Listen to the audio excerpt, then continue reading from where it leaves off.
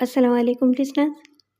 خدا کی بستی اور چانگلوس جیسے ناول لکھنے والے اپنی طرز کے واحد ادیب شوکت صدیقی کی ایک نئی تخلیق سنتے ہیں جس کا عنوان ہے چاند کا داغ.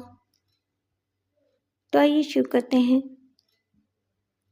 حویلی میں اچانک کھلبلی پڑ گئی. سارے ملازم سراسیمگی کے عالم میں ادھر ادھر بھاگ دوڑ رہے تھے. چپا چپا چھان مارا مگر نوری کا کوئی سراغ نہ ملا. علی مردان شاہ زخمی شیر کی طرح بپھرا ہوا خوابگاہ کے دروازے پر کھڑا چیخ رہا تھا، کہاں گئی حرامزادی؟ اس کی چمڑی ادھیڑ ڈالوں گا. لیکن حرامزادی اپنی چمڑی سمیت ایسی رفو چکر ہوئی کہ مردان شاہ صرف ابابیل کے پر کی سی گھنی مونچھیں پھڑپڑاتا رہ گیا. بڑی تفتیش کے بعد اتنا معلوم ہو سکا کہ نوری شامی سے غائب ہے. اس کے ساتھ ہی استبل کے نئے سائز اللہ ابایا تھا تو گھوڑوں کا رکھوالا، مگر بہت مجا ہوا شکاری بھی تھا. نشانہ بھی اس کا اچھا تھا. جب سے ملازم ہوا تھا ہمیشہ شکار میں علی مردان شاہ کے ساتھ رہتا تھا. علی مردان شاہ اس پر مہربان بھی بہت تھے. ایک بار ایسا ہوا کہ شکار کھیلتے ہوئے جنگلی جھاڑیوں کی اوٹ سے ناگہاں ایک بپھرا ہوا سور نکلا. علی مردان شاہ عین اس کے سامنے تھا. دلدلی علاقہ تھا. گھبراہٹ میں مردان شاہ کا پیر اس طور رپٹا کہ وہ لڑکھڑا کر دھڑام سے گرا. بندوق ہاتھ سے چھوٹ کر گر گئی. علی مردان شاہ جلدی سے اٹھا مگر جنگلی سور بالکل قریب پہنچ چکا تھا. اللہ ابھایا چھپاک سے آگے بڑھا اور حملہ کرنے سے پہلے ہی اچھل کر سور کی پشت پر سوار ہو گیا.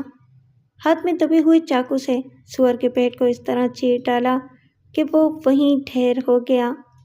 اس بے جگری اور جان نثاری پر مردان شاہ اس قدر خوش ہوا کہ اپنی ڈبل بیرل بندوق اللہ ابایا کو انعام کے طور پر بخش دی. مردان شاہ کو جب یہ معلوم ہوا کہ نوری کو اللہ ابایا اغوا کر کے لے گیا ہے تو وہ غصے سے دیوانہ ہو گیا. سب تنبا خود تھے، ہراساں پریشان تھے. صرف مردان شاہ کی گرجدار آواز رات کے سناٹے میں گونج رہی تھی. اس کی دونوں بیویوں نے اپنے اپنے کمروں کے دروازے اندر سے بند کر لیے تھے اور سہمی ہوئی گمسم بیٹھی تھیں. مردان شاہ کے نوکروں چاکروں نے بستی کے ایک ایک گھر کی تلاشی لے ڈالی. جن لوگوں سے اللہ ابایا کا میل جول تھا انہیں ڈرایا دھمکایا گیا. ان پر جوتے لگائے گئے، ہاتھ پاؤں باندھ کر الٹا لٹکایا گیا، مگر سب بے سود. نتیجہ کچھ بھی نہ نکلا. اللہ ابایا کا کہیں نام و نشان نہ تھا. پوچھ گچھ کرنے پر ایک ہاری کی زبانی صرف اتنا معلوم ہوا کہ کوٹ کے باہر درختوں تلے اسے اللہ ابایا نظر آیا تھا. اس کے ساتھ کوئی عورت بھی تھی جس کا چہرہ چادر کے اندر چھپا ہوا تھا. جھٹپٹے کا وقت تھا اس لیے وہ اسے پہچان نہ سکا. دونوں تیز تیز قدموں سے سڑک کی جانب جا رہے تھے. یہ اطلاع فوراً علی مردان شاہ کو پہنچائی گئی. اس نے اسی وقت اپنے کمدار محمد عرس ملکانی کو طلب کیا اور یہ حکم صادر کیا کہ جس طرح بھی بنے دونوں کو لے کر آئے. محمد عرس ملکانی نے حکم ملتے ہی فوراً جیپ نکلوائی، 4 کبھی ہیکل اور ہوشیار کارندوں کو منتخب کیا اور ان کے ہمراہ جیپ پر سوار ہو گیا. سب کے پاس مختلف قسم کا اسلحہ تھا اور وہ شکاریوں کی طرح مستعد اور چوکس نظر آ رہے تھے. ملکانی خود جیپ چلا رہا تھا اور اس کے زانوں پر بھری ہوئی رائفل رکھی تھی. جیپ میں مسلح کارندوں کے علاوہ ایک کھوجی بیٹھا تھا. اس کا نام بخشل تھا. وہ پیروں کے نشانات سے مویشیوں اور انسانوں کا سراغ لگانے کا ماہر تھا. محمد عرس ملکانی نے جیپ اسٹارٹ کی اور وہ ہچکولے کھاتی گرد کے بادل اڑاتی کچے راستے پر تیزی سے دوڑنے لگی. علی مردان شاہ خاموش کھڑا جیپ کو جاتے ہوئے دیکھتا رہا. آہستہ آہستہ وہ نظروں سے اوجھل ہو گئی. علی مردان شاہ دیر تک اس سمت دیکھتا رہا جدھر جیپ گئی تھی. پھر وہ بوجھل قدموں سے چلتا ہوا اپنے کمرے میں گیا. کچھ دیر بے چینی کے عالم میں ٹہلتا رہا اور آخر نڈال ہو کر بستر پر لیٹ گیا. حویلی پر گہرا سناٹا طاری تھا. کوئی سویا بھی نہیں تھا. سب سہمے ہوئے تھے اور جاگ رہے تھے. ان کو جیپ کے واپس آنے کا انتظار تھا. رات آدھی ہو چکی تھی. जीप पुख्ता सड़क से नशेब में उतरकर वीरान और रेतीले मैदान में पहुंच गई थी। रेत के जर्रे चकमक चकमक कर रहे थे। चांदनी में जीप का बेडोल साया ऊंचे नीचे टीलों पर लहरा रहा था। खोजी बख्शल अगली नशिस्त पर कमदार मोहम्मद उर्स मलकानी के बराबर बैठा था। वो चौकन्ना नजरों से इधर उधर देख रहा था। बख्शल कदमों के निशान देख देख कर मलकानी को हिदायत दे रहा था। वो बार बार जीप रुकवाता, नीचे उतरता, रेत पर बिखरे हुए निशानात को गौर से देखता, झुककर रेत उठाता, इसे सूंघता, सर झुकाकर कुछ देर सोचता रहता और फिर जीप को स्टार्ट करने का इशारा करता। कभी उसे दाएं तरफ ले जाता और कभी बाएं तरफ, कभी आगे ले जाता और कभी अचानक पीछे पलटने की हिदायत देता। मोहम्मद उस मलकानी बिला उज़र उसकी हिदायत के मुताबिक जीप दौड़ाता रहा। उन्होंने 10-12 मील का फासला तय कर लिया। दूर दूर कहीं आबादी का नामो निशान भी न था। ना दम साध लक्को दक सहरा में सिर्फ रेत के टीले सर उठाए खामोश खड़े थे। हवा में खुनकी थी और हल्की हल्की थरथराहट। रात आहिस्ता आहिस्ता गुजरती जा रही थी और उसके साथ बख्शल के चेहरे पर परेशानी और घबराहट फैलती जा रही थी। वो पुराना और मंजा हुआ खोजी था। दूर दूर तक उसका शोहरा था, मगर अल्लाह भाया और नूरी का वो अभी तक खोज नहीं लगा सका था। इससे भी ज़्यादा परेशान और हिरासा कमदार मलकानी था। उसे धड़का था कि अगर वो नाकाम वापस गया तो अली मर्दान शाह के गैज़ो गज़ब का निशाना बनेगा। न जाने क्या अताब नाजिल हो। चलते चलते एक मकाम पर बख्शल ने जीप रुकवाई। फौरन नीचे उतरा, आगे बढ़ा और कुछ दूर जाकर ठहर गया। सामने रेत पर कदमों के निशानात उजली चांदनी में साफ नजर आ रहे थे। इन्हें देखते ही बख्शल के चेहरे से इत्मीनान छलकने लगा। वो वापस जाकर अपनी नशिस्त पर बैठा और जिस सिमत कदमों के निशानात गए थे उधर जीप बढ़ाने का इशारा किया। मोहम्मद उर्स मलकानी ने इसकी हिदायत पर फौरन अमल किया। कदमों के निशानात रेत पर एक जगह जाकर ख़त्म हो गए थे। आगे रेत का ऊंचा टीला था। जीप को इस पर चढ़ाया गया तो डगमगाकर उलटते उलटते बची, लेकिन नरम और से भीगी हुई रेत में धंस गई। उस वक्त रेगजार के सन्नाटे में बंदूक चलने की खौफनाक आवाज़ उभरी और गोली सनसनाती हुई जीप के पास से गुजर गई। अभी वो संभलने भी नहीं पाए थे कि दूसरी गोली जीप के बोनट पर लगी। जोर का धमाका हुआ और सब हवास बाख्ता हो गए। वो जल्दी जल्दी कूदकर जीप की आड़ में रेत पर लेट गए। जिनके पास बंदूकें थीं उन्होंने घात लगाकर उस टीले की से फायरिंग शुरू कर दी जिधर से गोली चलाई गई थी। जरा देर बाद जवाबी फायरिंग शुरू हो गई। निस घंटे तक दोनों तरफ से गोली चलती रही, मगर मोहम्मद उर्स मलकानी इस सूरत हाल से जल्दी परेशान हो गया। इसने सोचा इस तरह तो जीप टूट फूट कर नकारा हो जाएगी, इसलिए कि दूसरी तरफ की तमाम गोलियां इसी पर आ कर लग रही थीं। वो रेत पर घिसटता हुआ आहिस्ता आहिस्ता टीले की जानिब बढ़ने लगा। वो इस कोशिश में था कि किसी तरह टीले के अकब में पहुंच जाए और अचानक हमला कर दे। अचानक मलकानी कुछ दूरी आगे गया था कि एक गोली उसके सर पर से चीखती हुई गुजर गई। वो बाल बाल बच गया, वरना भेजा बाहर निकल कर आ जाता। मलकानी जहाँ था वहीं दुबक गया।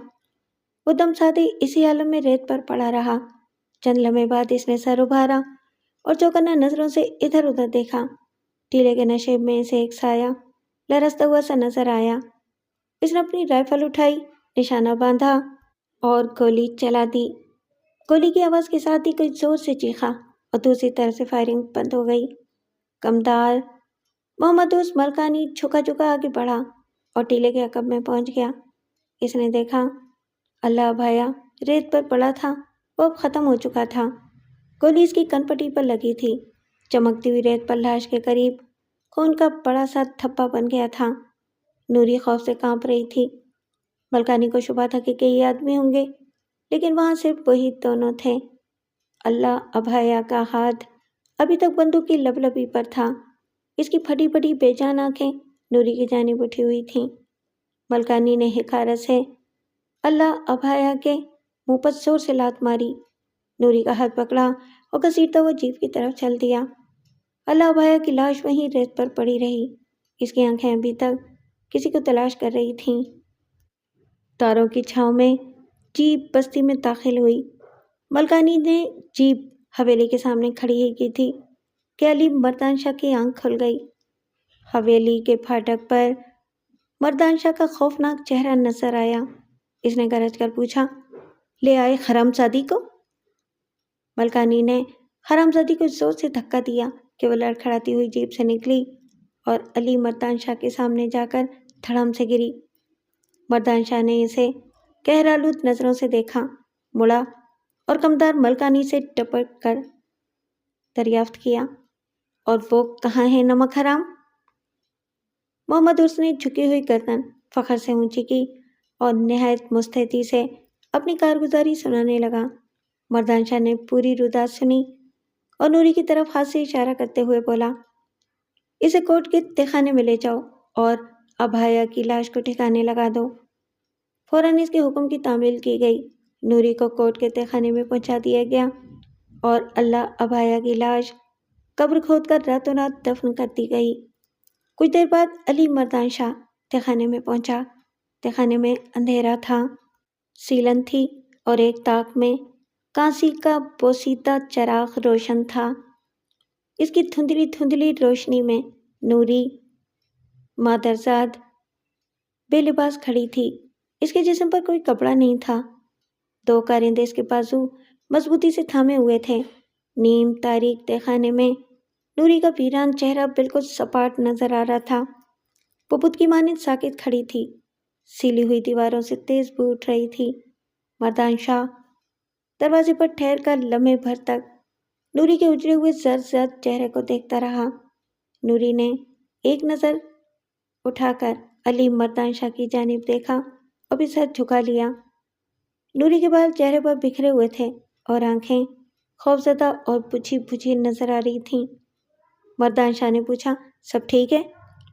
ہاں سائیں، سب ٹھیک ٹھاک ہے، ملکانی نے مستعدی سے جواب دیا۔ مردان شاہ نے نوری کے قریب جا کر ہاتھ بڑھایا اور اونچی آواز سے کہا، لاؤ۔ فوراً ہی ایک کارندہ زنبور سنبھالے ہوئے اندر داخل ہوا۔ زنبور میں روپے کے برابر لوہے کا ایک دہکتا ہوا گول گول ٹکڑا دبا ہوا تھا۔ علی مردان شاہ نے زنبور اپنے ہاتھ میں لے لیا۔ زنبور کا دستہ لکڑی کا تھا۔ مردان شاہ نے دستے کو مضبوطی سے انگلیوں میں دبا لیا۔ لوہے کے سرخ سرخ گول ٹکڑے کو دیکھا۔ اس کے چہرے سے وحشت برسنے لگی۔ آنکھیں ابل کر ڈراؤنی نظر آنے لگیں۔ سانس کی رفتار تیز ہو گئی۔ اس نے بائیں ہاتھ سے نوری کے بالوں کو پکڑا اور زور سے اس طرح جھٹکا دیا کہ اس کا چہرہ سامنے آ گیا۔ وہ زخمی پرندے کی طرح دونوں کارندوں کی گرفت میں پھڑ پھڑانے لگی۔ مردان شاہ نے لوہے کا دہکتا ہوا سرخ سرخ ٹکڑا نوری کے رخسار پر زور سے جما دیا۔ نوری تڑپ کر دردناک آواز میں چیخی۔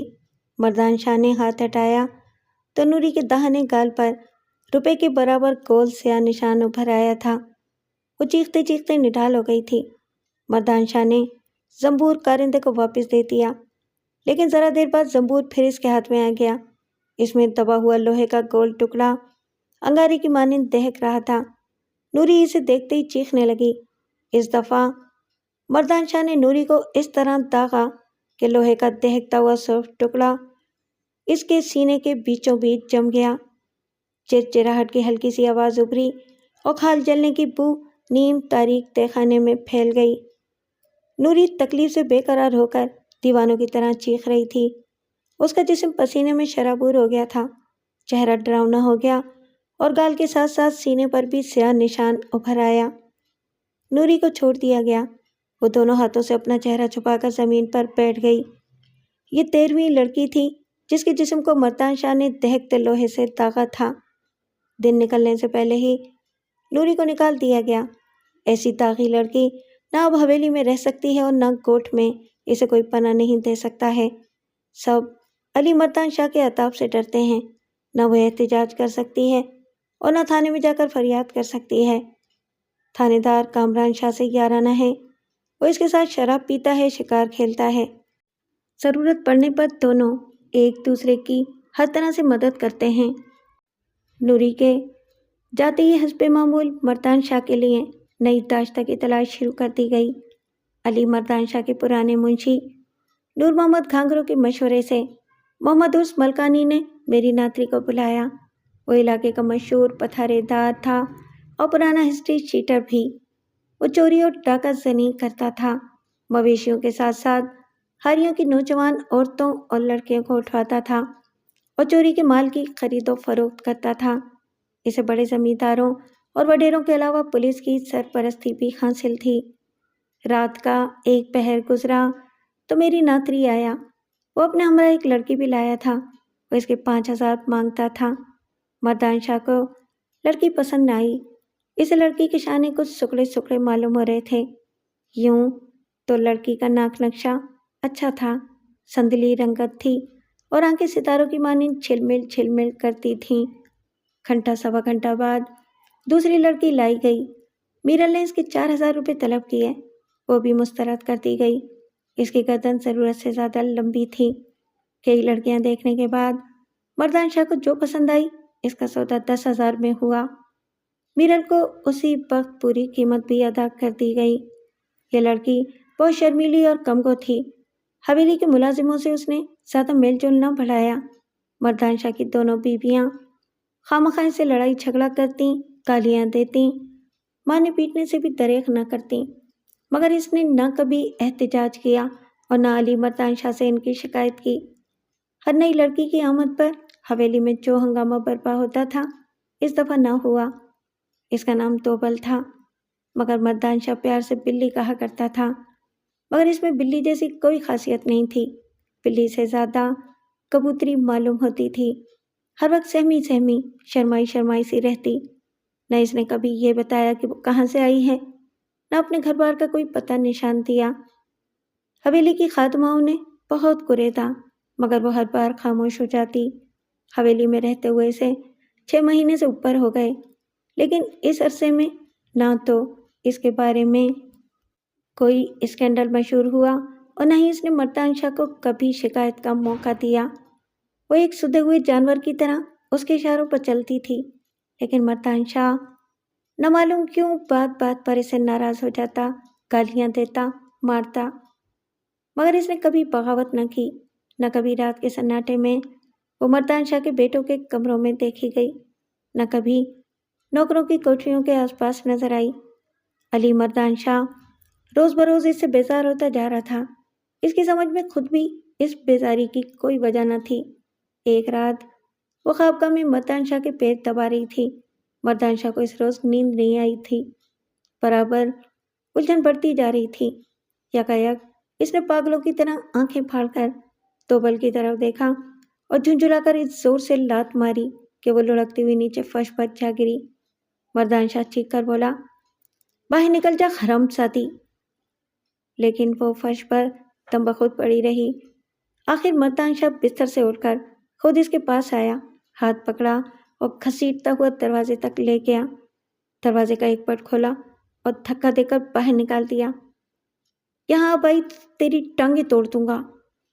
مردان شاہ نے دروازہ بند کیا اور غصے سے بڑبڑاتا ہوا جا کر بستر پر لیٹ گیا۔ نیند اب اور بھی زیادہ اڑ چکی تھی۔ وہ دیر تک بے چینی سے کروٹیں بدلتا رہا۔ دوبل پھر واپس نہ آئی، حالانکہ مردان شاہ کو یقین تھا کہ وہ آئے گی ضرور، مگر اس کا اندازہ غلط نکلا۔ اسے اور بھی زیادہ غصہ آیا۔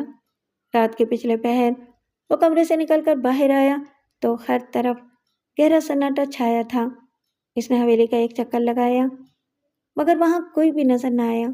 وہ آہستہ آہستہ چلتا ہوا اس طرف چل دیا جہاں حویلی کے ملازمین کی کوٹریاں تھیں۔ ایک دیوار کے پاس اسے اندھیرے میں کسی کا سایہ نظر آیا، مگر جب وہاں پہنچا تو کوئی تیزی سے چلتا ہوا اس کے قریب سے گزر گیا۔ مردان شاہ اسے اندھیرے میں پہچان نہ سکا، البتہ دوبل کھڑی تھی۔ مردان شاہ نے جھپٹ کر اپنے چوڑے چوڑے ہاتھوں سے اس کی گردن دبوچی اور گھسیٹتا ہوا اس نیم تاریک تہخانے میں لے گیا جس کی دیواریں سیلی ہوئی تھیں اور جہاں تیز بساند پھیلی تھی۔ اس نے کانسی کا وہ بھدا چراغ روشن کیا جسے تہخانے کی بجائے میوزیم میں ہونا چاہیے تھا۔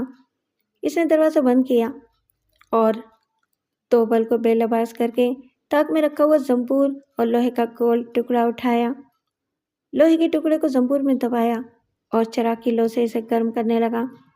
وہ چپ چاپ کھڑی رہی۔ جب لوہا دہکنے لگا تو مردان شاہ نے اس کے بال پکڑ کر چہرہ سامنے کیا۔ دوبل نے ذرا بھی مزاحمت نہ کی، سہمی ہوئی کھڑی رہی، لیکن جب اس نے رخسار پر دہکتا ہوا لوہا لگایا تو دوبل کی چیخ نکل گئی، اور جب اس نے سینہ داغا تو وہ بے ہوش ہو کر گر پڑی۔ سویرا ہونے سے پہلے جب وہ دوبل کو حویلی سے دھکے دے کر باہر نکال رہا تھا تو اس نے لرزتی ہوئی آواز میں پوچھا، سائیں، میں اب کہاں جاؤں؟ مگر مردان شاہ ذرا بھی متاثر نہ ہوا۔ اس نے پلٹ کر اس کی جانب دیکھا بھی نہیں۔ وہ تیزی سے مڑا اور لمبے لمبے ڈگ بھرتا ہوا اپنے کمرے میں چلا گیا۔ وہ دن چڑھے تک پڑا سوتا رہا، لیکن آنکھ کھلتے ہی اسے اچانک دوبل یاد آئی، وہ شرمیلی سی لڑکی جسے پیار سے وہ بلی کہتا تھا، مگر وہ بستی سے نکل کر ایسی غائب ہوئی کہ تلاش کرنے پر بھی اس کا کوئی سراغ نہ ملا۔ مردان شاہ تمام دن اداس رہا۔ وہ پچھتا رہا تھا کہ اس نے بہت برا کیا۔ وہ پہلی لڑکی تھی جس کا جسم داغ کر اس نے دکھ محسوس کیا تھا۔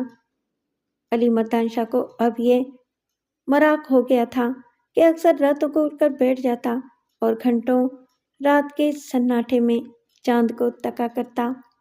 حویلی میں دوبل کی جگہ ایک اور لڑکی آ گئی تھی۔ وہ بھرپور جوان تھی اور بڑی طرح دار تھی، مگر مردان شاہ کو اس سے زیادہ لگاوٹ یا رغبت پیدا نہ ہو سکی۔ اسی کوفت میں وہ بیمار پڑ گیا۔ شروع میں وہ گاؤں کے حکیم سے علاج کراتا رہا، مگر جب افاقہ نہ ہوا تو شہر سے ڈاکٹر بلایا گیا۔ اس کے علاج سے بھی مرض میں کمی نہ ہوئی تو دوسرے ڈاکٹروں سے رجوع کیا گیا۔ علاج معالجہ ہوتا رہا، مگر مردان شاہ کی صحت برابر گرتی جا رہی تھی۔ اس کا جسم زردی مائل ہو گیا تھا، چیتے کی طرح تیز چمکتی ہوئی آنکھیں بے رونق ہو گئی تھیں۔ بظاہر اسے کوئی عارضہ نہیں تھا، بس کبھی کبھی دورہ پڑتا تھا۔ اس وقت اس پر جنون کی سی کیفیت طاری ہو جاتی تھی، منہ سے قبض جاری ہو جاتا، آنکھوں میں خون اتر آتا اور گھنی مونچھیں ابابیل کے پروں کی طرح پھڑ پھڑانے لگتی۔ یہ دورہ اس وقت پڑتا جب اسے کوئی نوجوان اور خوبصورت عورت نظر آتی۔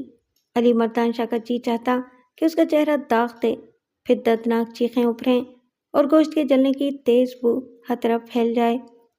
اس وقت اسے وہ تمام لڑکیاں یاد آ جاتیں جن کے نرم و نازک جسموں کو اس نے دیکھتے ہوئے لوہے سے داغا تھا۔ ان میں دوبل بھی شامل تھی، وہ شرمیلی سی لڑکی جو ہر وقت خوفزدہ نظر آتی تھی اور جو اب قریب کی بستی میں کھنڈر کی دیوار تلے پڑی سسک رہی تھی۔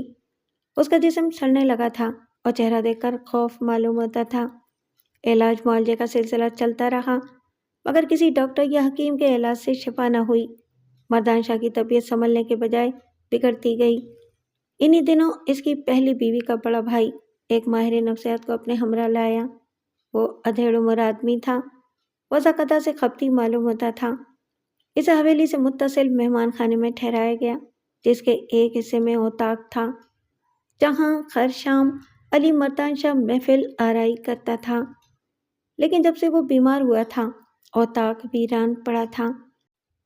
ماہر نفسیات نے پہلے روز مردان شاہ سے کوئی بات نہیں کی، صرف اس کی حرکات و سکنات کا مطالعہ کرتا رہا۔ دوسرے روز مردان شاہ سے اس نے کریت کریت کے اس طرح سے سوالات کیے جیسے عدالت میں وکیل ملزم سے جرح کرتے ہیں۔ مردان شاہ کو ان سوالات سے بڑی الجھن ہوتی۔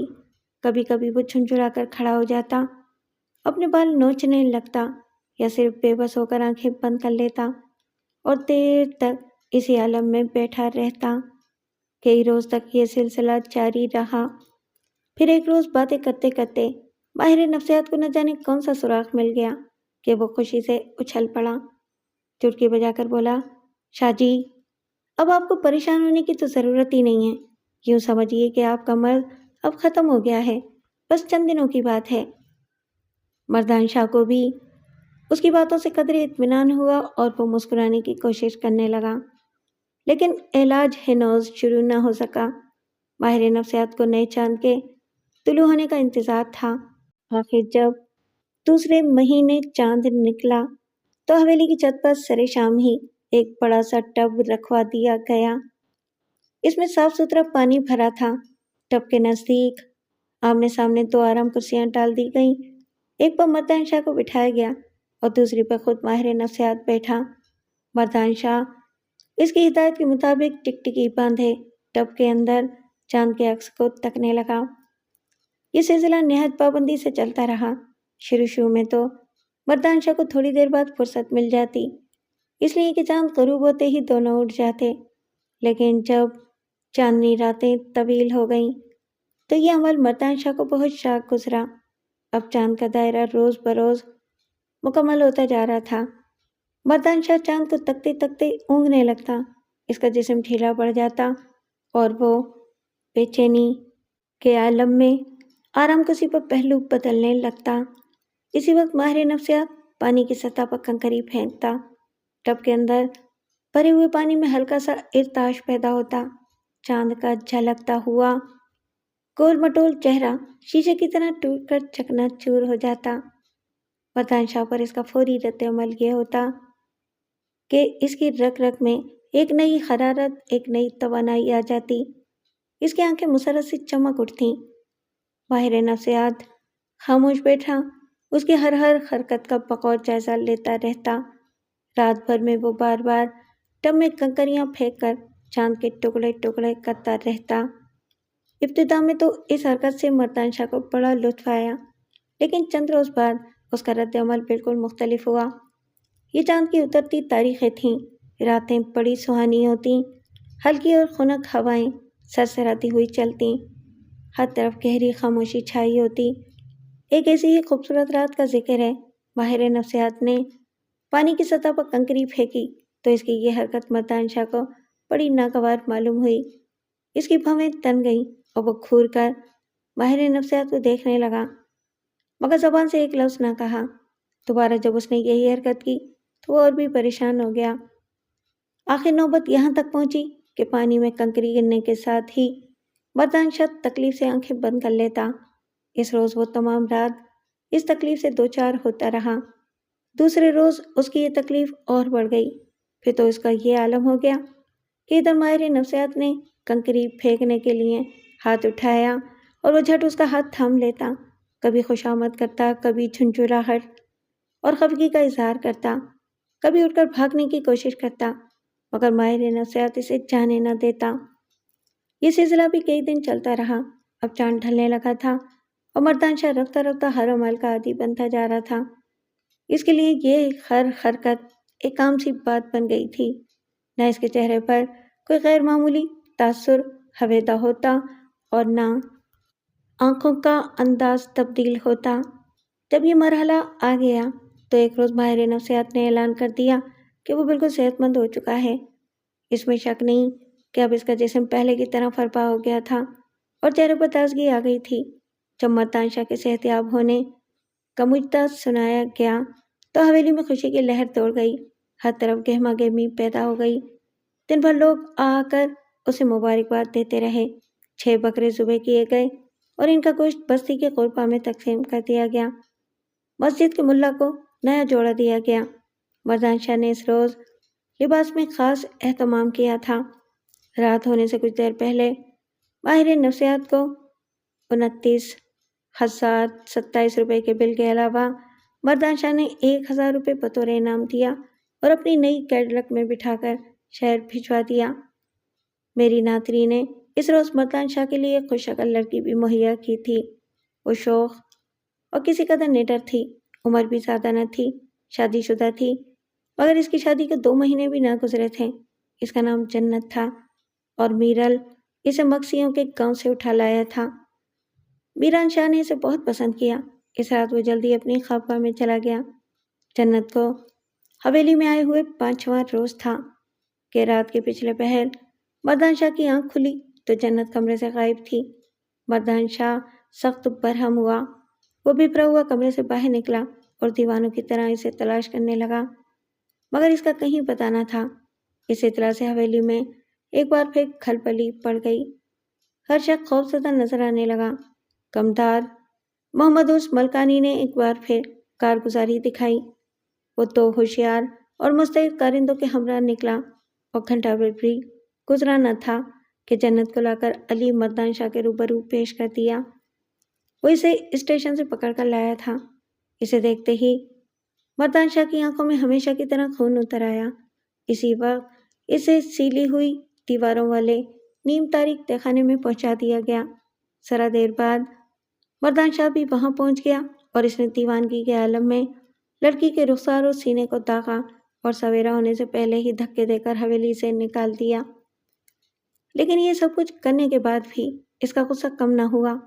اس نے ماہر نفسیات کو ہزاروں گالیاں دیں، ایک ملازم کی کمر پر خواہ ٹھوکریں ماری، کمرے کے اندر رکھے ہوئے شیشے کے تمام گلاس فرش پر پھینک پھینک کر چکنا چور کر دیے۔ دیر تک غیظ و غضب کے عالم میں چیختا چلاتا رہا، اور پھر نڈال ہو کر بستر پر دراز ہو گیا۔ کئی روز گزر گئے۔ میرل ابھی تک علی مردان شاہ کے لیے کسی نئی داشتہ کا بندوبست نہیں کر سکا تھا۔ اس روز مردان کی طبیعت بہت مضمحل تھی۔ وہ تمام دن اپنے کمرے میں پڑا رہا، نہ کسی سے بات چیت کی اور نہ شام کو اتاق میں گیا۔ بستر پر آنکھیں بند کیے لیٹا رہا۔ نیند آ نہیں رہی تھی۔ رات آدھی ہو گئی۔ حویلی پر گہرا سناٹا طاری تھا۔ یکایک ملی جلی آوازوں کا شور بلند ہوا۔ علی مردان شاہ ہڑبڑا کر اٹھا، کمرے سے باہر نکلا، گھبرایا ہوا حویلی سے باہر گیا تو بیرونی دروازے پر کمدار ملکانی مل گیا۔ وہ بھی گھبرایا ہوا نظر آ رہا تھا۔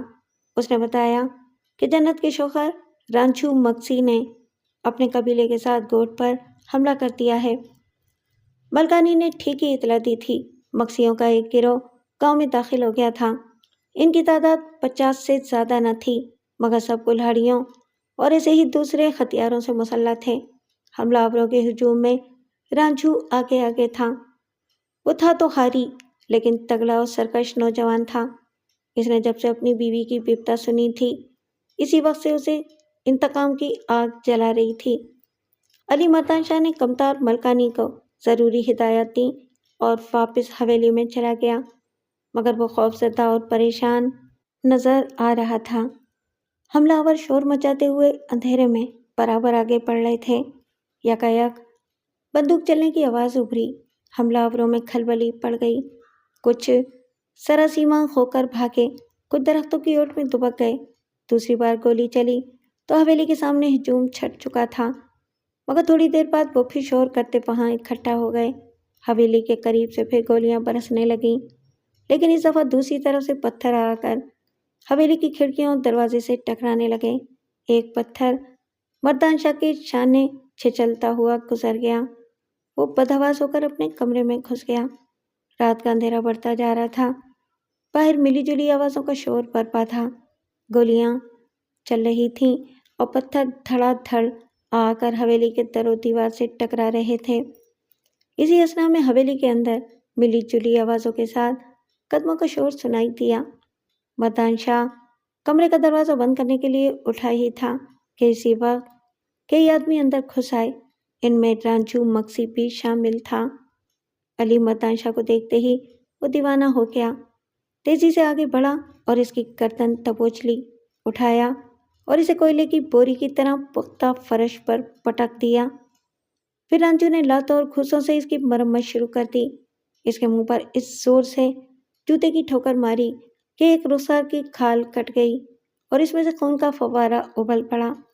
اس کے بعد مردان شاہ بے ہوش ہو گیا۔ جب ہوش آیا تو علی مردان شاہ نے دیکھا کہ اس کے ارد گرد ملازموں کے علاوہ پولیس والے بھی موجود تھے۔ کمرے میں ہر طرف ٹوٹا پھوٹا سامان بکھرا تھا۔ حویلی میں گہری خاموشی تھی، سناٹا تھا۔ تھانے دار نے دلجوئی کرتے ہوئے کہا کہ رانجھو مکسی اور اس کے 3 بھائیوں کے ساتھ ساتھ کئی دوسرے حملہ آوروں کو گرفتار کر لیا گیا ہے۔ لیکن مردان شاہ کے چہرے پر ایسی کاری ضرب لگی تھی کہ اس کا ایک گال پھول کر غبارہ بن گیا تھا۔ اس نے بولنے کی کوشش کی مگر بول نہ سکا۔ علی مردان شاہ کو اسی وقت کار میں ڈال کر اسپتال پہنچایا گیا، جہاں اس کے زخم پر 5 ٹانکے لگائے گئے۔ ہفتے بھر بعد جب وہ اسپتال سے نکلا تو زخم منمل ہو چکا تھا، البتہ چہرے پر اس کا نشان باقی رہ گیا تھا۔ یہ ہلال کی طرح نصف دائرے میں بنا ہوا سیاہ داغ تھا۔ غالباً राजू मक्सी के जूते की एड़ी में लोहे की नाल चढ़ी हुई थी, जो मर्दान शाह के चेहरे पर अपनी पूरी छाप छोड़ गई थी। इस हादसे को अब 3 साल से ऊपर हो चुके हैं। राजू मक्सी और इसके तीनों भाइयों के अलावा कई दूसरे हमलावर अभी तक जेल में हैं। बस्ती के लोग मर्दान शाह से और भी ज़्यादा खौफ रहने लगे हैं। मगर इस अरसे में मर्दान शाह ने किसी लड़की के जिस्म को दहकते हुए लोहे से नहीं दागा। हालांकि मीरल नातरी उसके लिए अभी तक नित नई लड़कियां मुहैया करता रहता है। मर्दान शाह का अजीबोगरीब मर्ज, जिसका इलाज हकीमों, डॉक्टरों और माहिर नफ्सियात से भी न हो सका था, अब हमेशा हमेशा के लिए रफा हो चुका था। लेकिन इसे ये फिक्र बराबर सताती रहती है कि अपने चेहरे का वो बदनुमा दाग किसी तरह मिटा दे जो देखने वाले को दूर से नजर आता है।